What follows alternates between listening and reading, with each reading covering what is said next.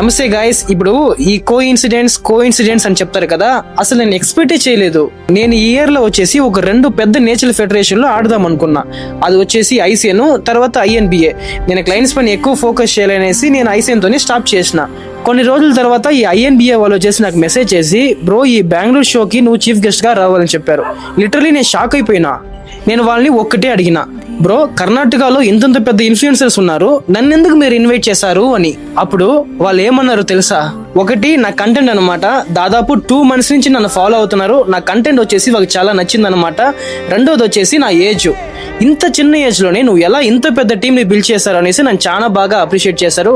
And thank you INBA for inviting me as a chief guest. And అంతకన్నా ముందుగా నా followers కి నేను ఎప్పుడూ థ్యాంక్ఫుల్ గా ఉంటాను.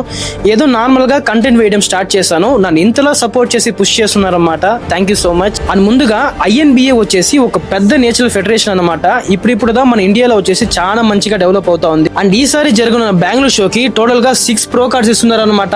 అండ్ పార్టిసిపేట్ చేస్తున్న ప్రతి అథ్లెట్ కి మెడల్స్ అండ్ సర్టిఫికేట్ ఇస్తున్నారు. ఇంకెంత ఆలస్యం, షోలో కలుద్దాం.